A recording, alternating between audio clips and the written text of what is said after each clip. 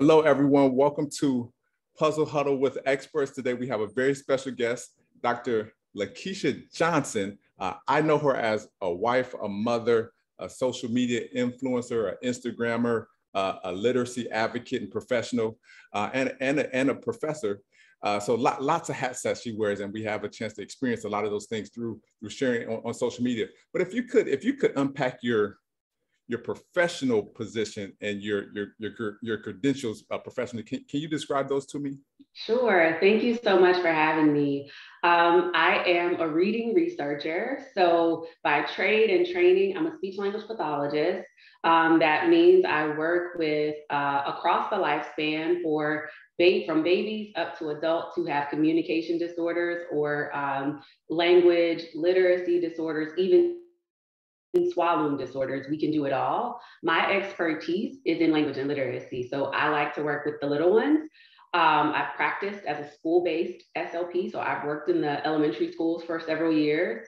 And after getting my PhD, now I teach other students who are becoming SLPs. So I spend the bulk of my time teaching students who are planning to become speech language pathologists and doing reading research. That's so cool. I didn't know that you took your PhD and spent at least some part of your professional career working in schools and directly with the students. Yes, okay. I did not want to be one of those professors who did not actually have hands-on experience working in schools with clients, with kids. So yeah, and the way our programs are set up, we have to do a lot of hands-on kind of clinical experiences. So I've been in middle schools, elementary schools, private practices, even acute care in the hospital system. But the bulk of my time has been spent in elementary schools. So at this point, so you know all the assessments and the tests and the milestones and the benchmarks and all that whole body of, and thank goodness there's some structure there to help get our kids to identify where they're having challenges and get them to the right resources. You're skilled in all of that work. Absolutely, yes. So a lot of my work and research is all around language and literacy development. So what's happening for typical language development? How do kids learn language? How do they learn literacy? How can families best set up strong language and literacy foundations through what they do at home in the first few years of life?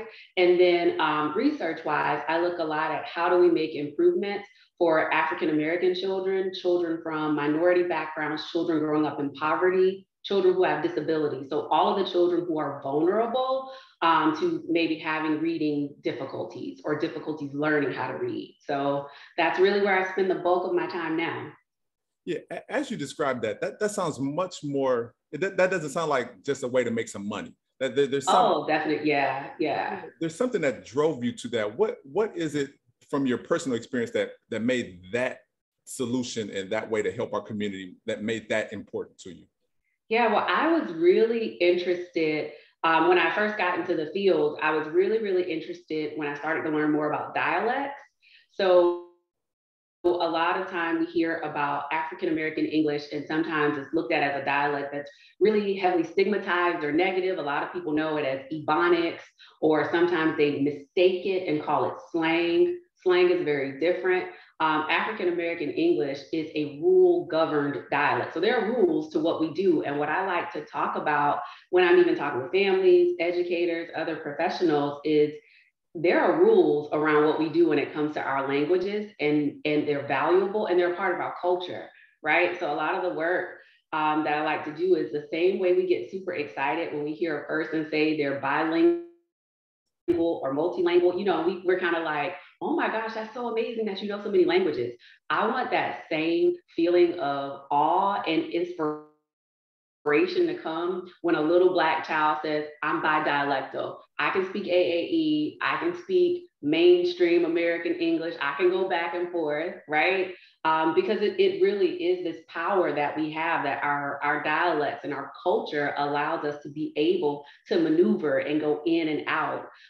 So yeah, it really got me to that point, because I was interested in why some kids were able to automatically or spontaneously kind of code switch, you know, kind of change the way you're talking based on who you're talking to or environment.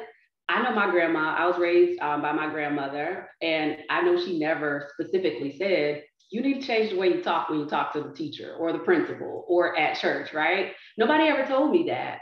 But I noticed that I did it spontaneously. And then I would see it in some of the kids that I was working with.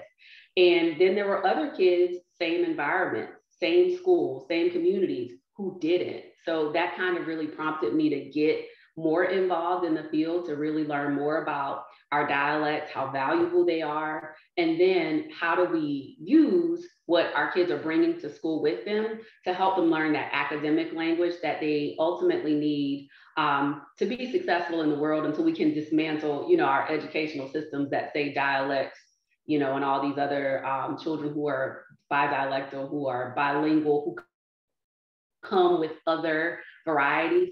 Until we start to see more value in those, we want to at least equip our kids with the skills they need to be successful.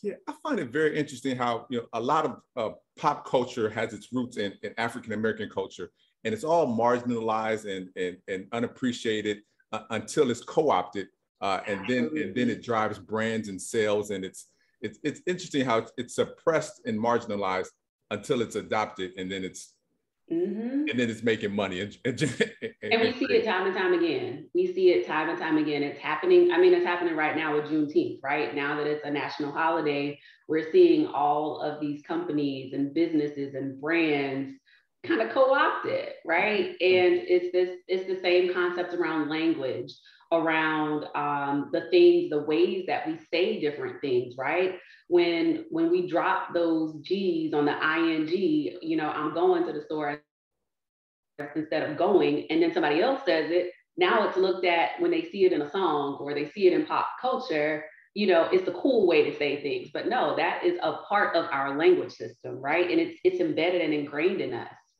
Yeah. All right. Tell me, before we get too far into your professional experience, take me back to your childhood. And now you just said you were raised by your grandmother. What other features of your childhood might kind of have created the basis for your professional interests? What else was going on in your childhood that you showed up in the world this way? So I am from a rural country town in South Carolina. And so my mom had me when she was in college, hence why I was raised, spent most of my time with my grandmother. And so my grandma was a school teacher, English teacher, and I spent all of my time reading. And so she was the one who introduced me to the greats, Maya Angelou, Nikki Giovanni. She loved poetry. So it was either poetry or the Bible. There was no in between in my grandmother's household. It was something related to church. I remember even when I was growing up, my first time doing pageants and any kind of talent shows, I always did a monologue. I was always reciting poetry. I used to write poetry myself. So my childhood was spent with books. I was that kid who would be in the bed with a flashlight because it was time to go to bed, but I got to get to the end of the chapter, right? So I was always that kid who was looking forward to reading the next thing.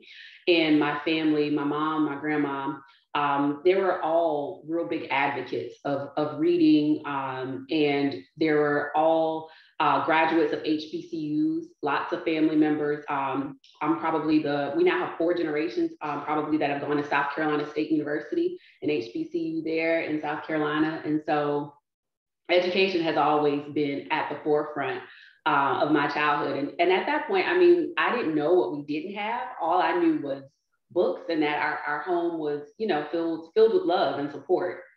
Yeah, I'm going to test your recall on this, and I don't mean to try to stump you, but if I want to get my kids into poetry, what might be some good starting places? What do you remember that, were your starting places for learning? Yeah, I know a lot of the poems, let's see, a lot of the things, honestly, was poetry written for adults. I mean, I was reading a lot of Maya Angelou, a lot of Nikki Giovanni. Eloise Greenfield has a book of poems that has been re-released, if I'm not mistaken. And it's an older book, but it was re-released. And so a lot of those, and we would sit and read them. And for the parts that I didn't understand, she'd help me kind of think through metaphors and analogies and what those things could mean.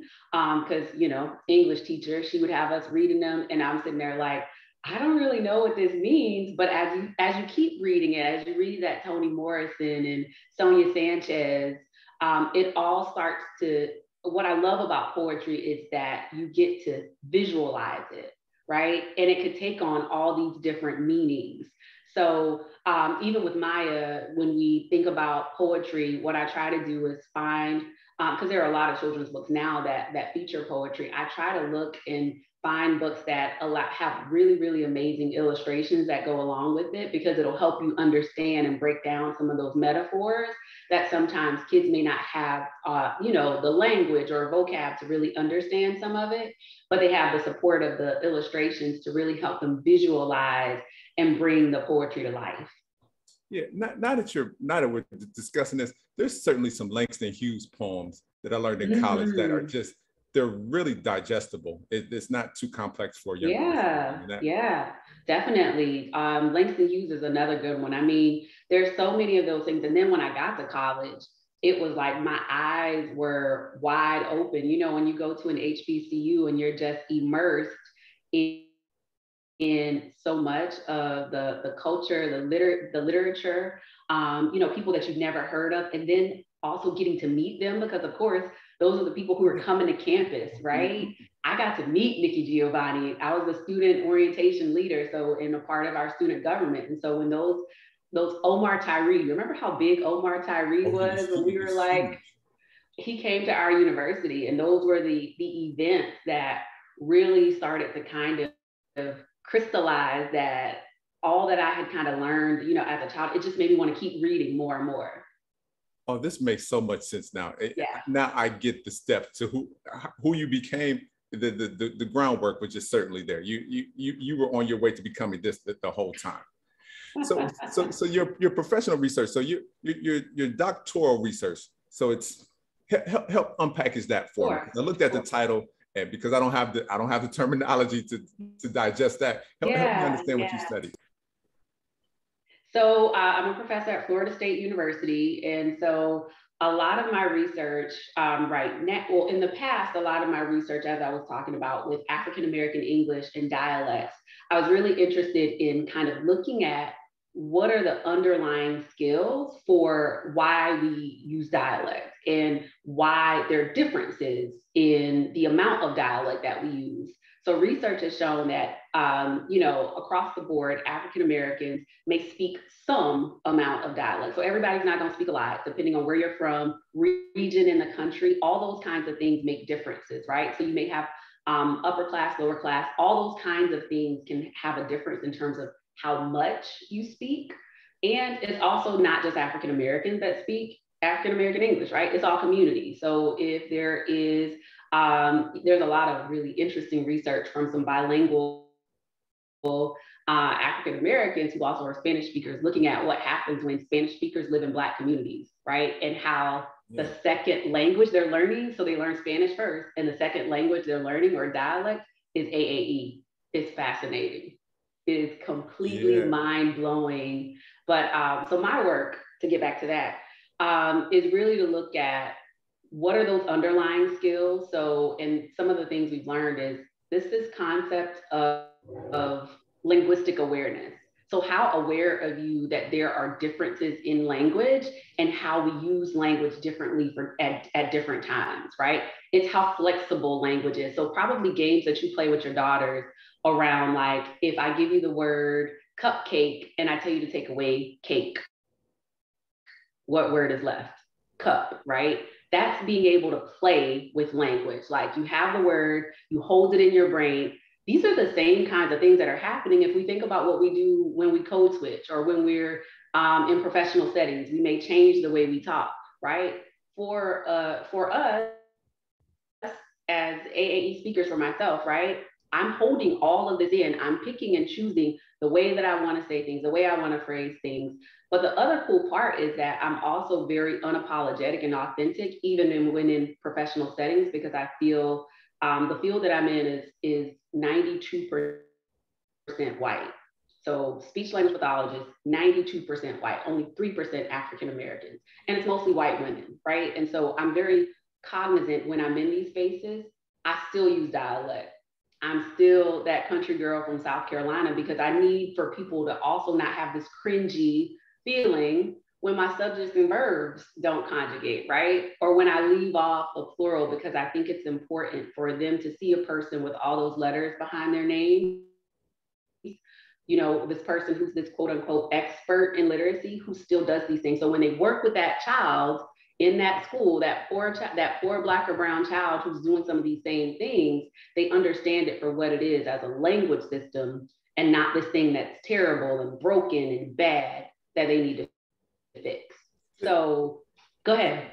Well, when I see this, I'm not to politicize our conversation, but when I see these artifacts show up in certain populations, it's endearing and it makes them authentic and connected, and they're like the person next door. But when we see that same verbal behavior show up in other populations, right, it's like a signature of unintelligence, and but it's the same thing. It's the same thing. And so I always tell my students, you know, the students that I worked with as an SLP, and even when I'm training teachers around this work, is that I tell our students they have linguistic power, right?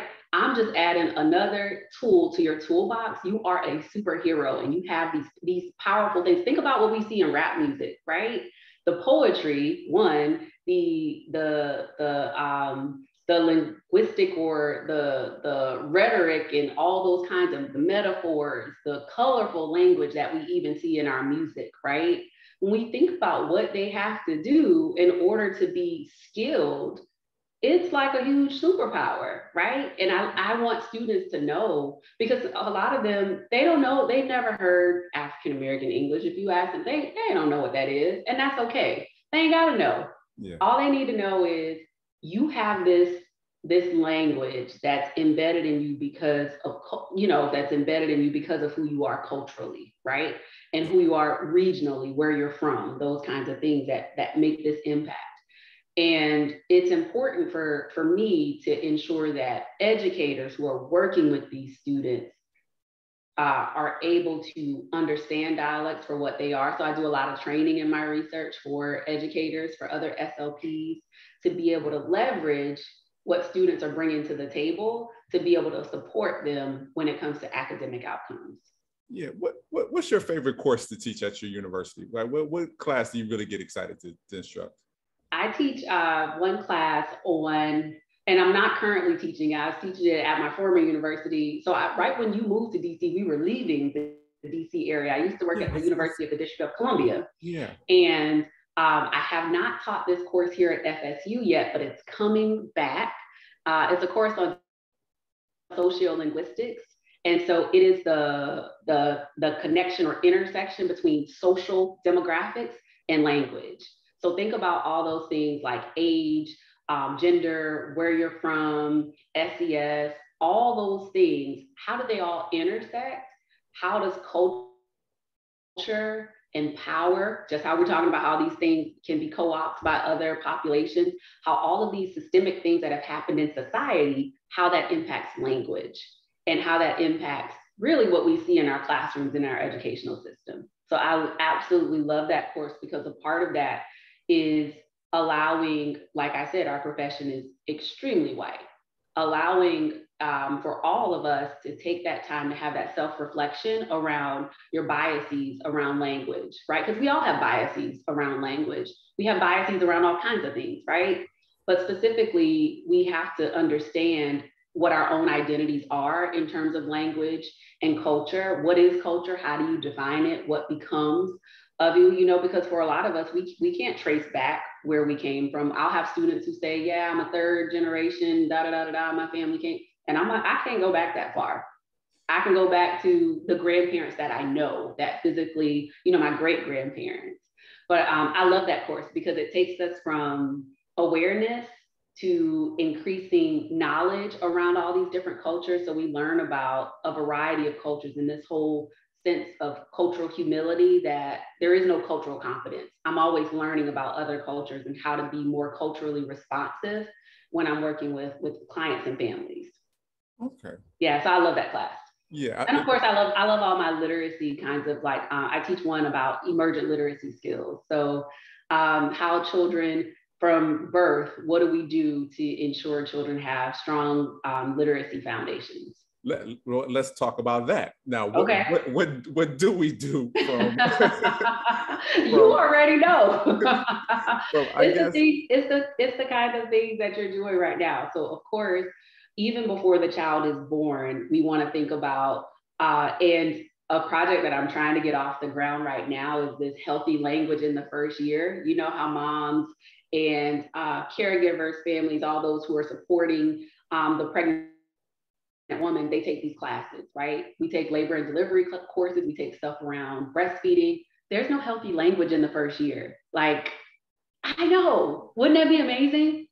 Literally, let me put together this. We're trying to put together this thing to where it would be classes that women, and we're trying to go through to ensure it gets to the population we want. So we're working through some kind of red tape with our local hospital to try to get it as a class that would be offered. It could be offered through WIC, right? To ensure, even through some of our community health centers, but what does healthy language look like even before the baby gets here?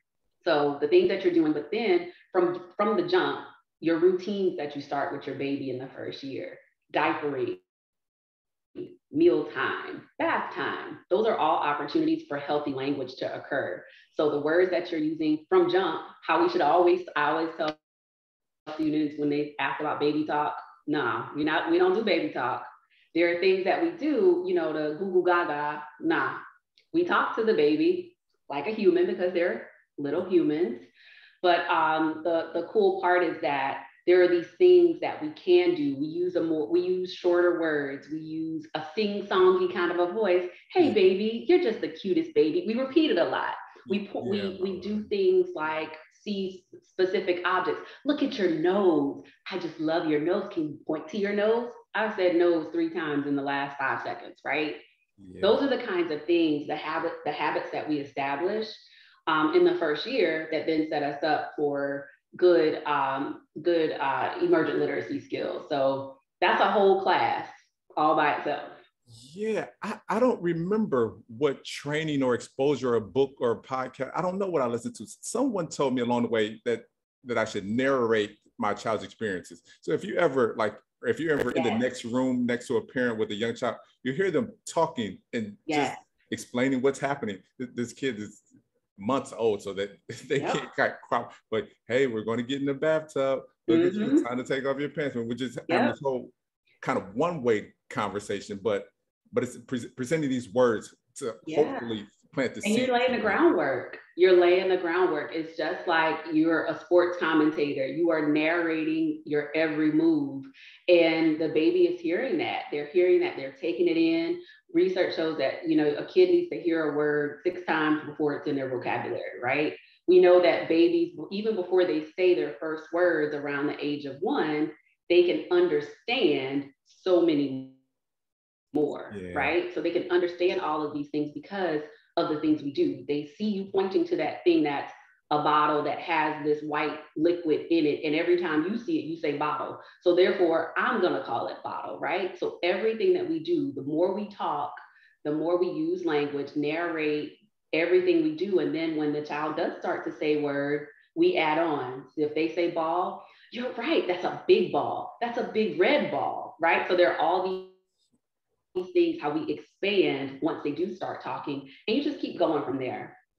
Yeah, I think parents will really appreciate that, because the over-the-counter recommendation is just to read with your child. And yes, we don't want to get away from that recommendation, but there's so many other things that we can do, because from my experience, it seems the time to read with your child, when you imagine it, it's at bedtime.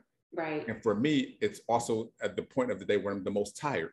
Right. So I'm not doing it as well as I would have been doing it at 10 a.m. or 1 in the afternoon or 3 p.m. I'm doing it at 9 or 10 after I had a long day, and that reading is just not as compelling of an experience as something that was the full day. Yeah. And even when you think about, yes, you should read to your child every day, at least 20 minutes a day, but it is beyond what you do with the words on the page. Like I have this series on the website, Beyond the Book. It is literally more important what you do beyond the actual words on the page. So even when you have a 2-year-old who is clearly not really that interested in sitting and listening to a story for 10 minutes, right? Because they want to do all these other things. You follow the child's lead. If they want to turn the page before you finish reading that, that's fine. Help them label, right? Label all the things. Parents, sometimes we get so stuck in, I have to read the whole book. I have to, that's not the most important part. It's all the language around it. So even if you're not a comfortable reader yourself, because there are going to be some families where maybe they aren't really confident in their literacy skills. Maybe they are bilingual speakers and English isn't their first language, right? That's what is so amazing about picture books. You can make up your own story, right? That sometimes may be even more connected to what the child knows because you have that shared background knowledge. So when we're reading, it's about how are we activating background knowledge? How are we making connections, right, to something the child may know? Who's more suited to do that than the parent or caregiver that's right there with them all the time? So it's really more than the words that are on the page. That's good, that's important, but how are we doing all these other things? How are we asking questions beyond? And even just like you said, at night, you get tired. I used to be the same way when I worked in the schools. I would pour out my all, doing all these evidence-based kind of best practices when I'm reading. And then when I got home to read with Maya, it's like, let's zoom through this book, let's get it done. It's 7:15, right? Yeah. She is a 7:30 bedtimer, so we got to get through it. I know. We are blessed. Is she up? So that means she's also we got awake? Our own issues. Yeah, she gets up around 6:30. Okay. Yeah, and she still naps every day since she's been out of school this week. She has every day since they started half days. And she'll still go to bed even with that nap. Lord, if my children get a nap, I'm ruined because that means they're up till 11. It is a blessing. We gotta look. I always tell people, we are blessed in that way. She got her own issues. Her other. Well, yeah, she got her still other people, right? So it's right. Yes, but sleep is not one. But sometimes we try to rush through, and it's so much more about the conversations that surround the books that we read. So that's one of the things for sure that, when your audience is listening to this, if that's the only takeaway you get, it's everything that you do around the book. So making predictions. That's a whole TED talk. Yeah. So hopefully if somebody at TED wants this is an 8-minute version of this, this literacy preparation and, foundational work from inside the mother's womb to, born. Mm-hmm. Yeah, there's a lot of just thoughtfulness that can be applied and help improve the outcomes in our communities. And intentionality, right? Being intentional, setting that time, having a space, making your home a literacy rich environment. And that doesn't mean you need a lot of money, right?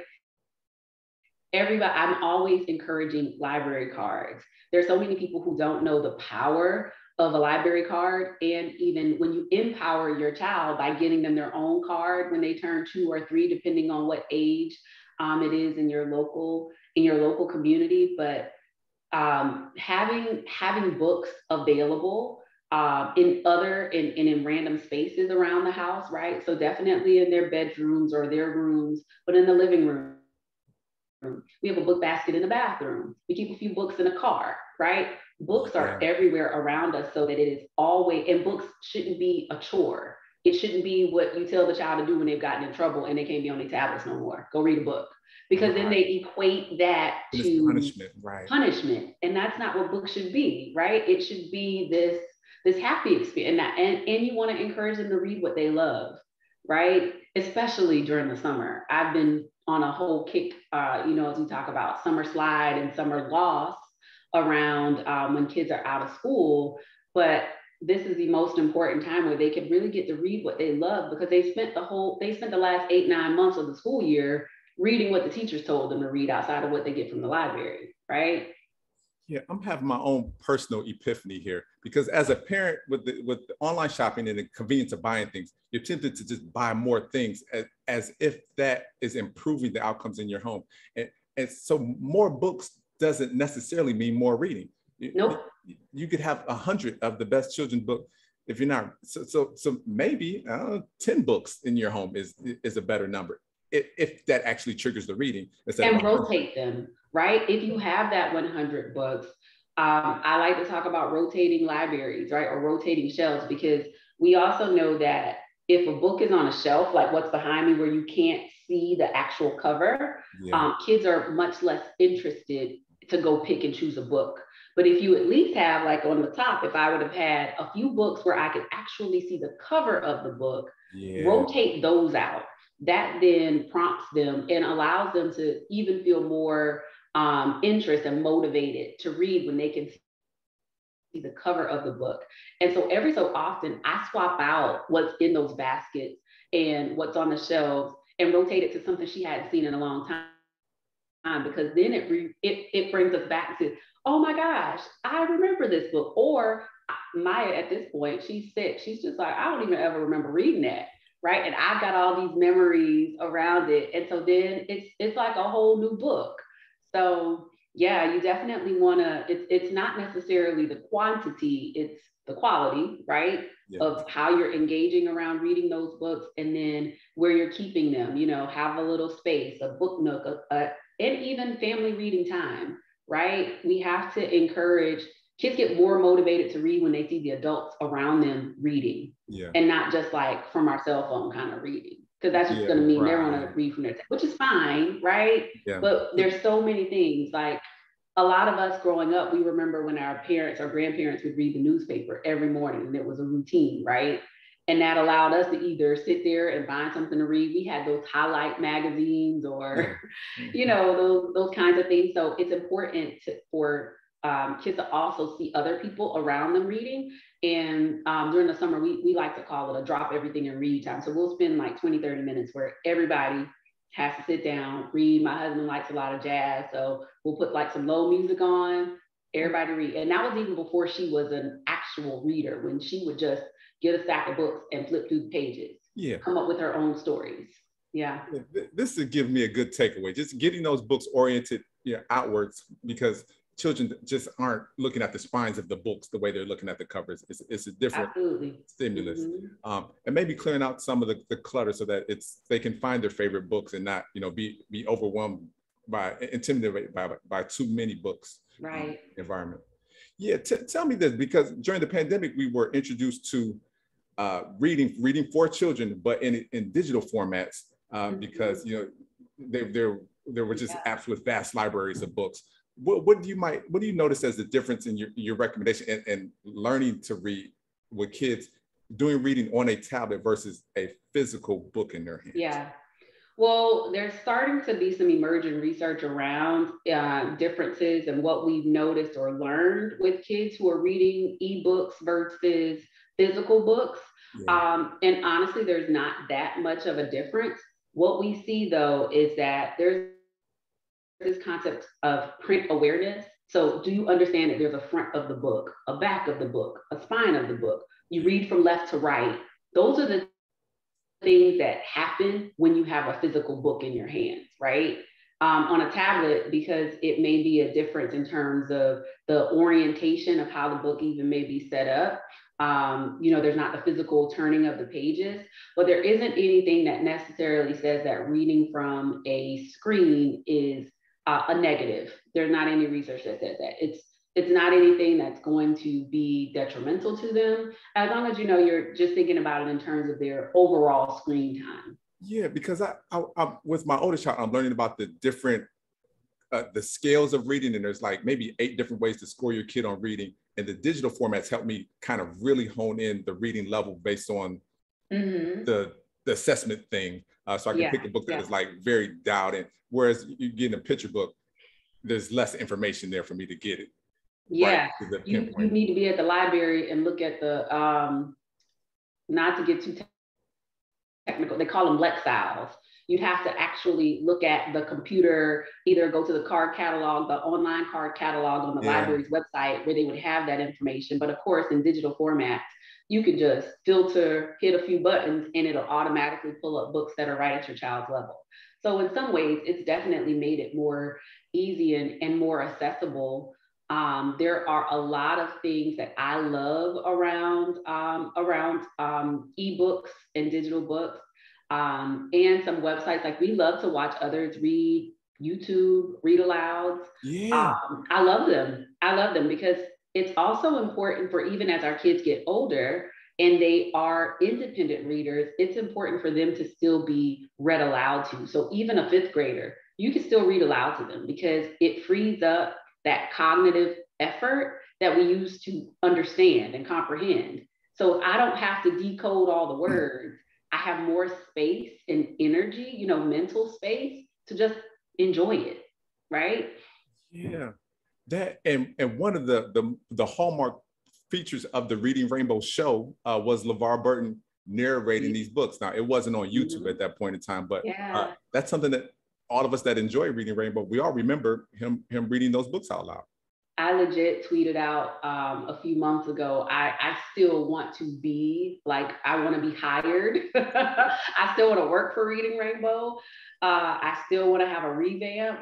One of my goals, one of my big picture goals in life is I want to be an educational consultant on a children's show, educational show. So whether that's something on PBS or even as Nickelodeon has kind of come up with like DMC's Daryl McDaniels, his book, and he has a TV show on Noggin that's going along with it, sharing vocabulary, the PBS shows. That's one of my dreams. And so, how like you'll see those celebrities or athletes on Twitter kind of like manifest it. Yeah. And then like 10 years later, somebody goes back and finds a tweet.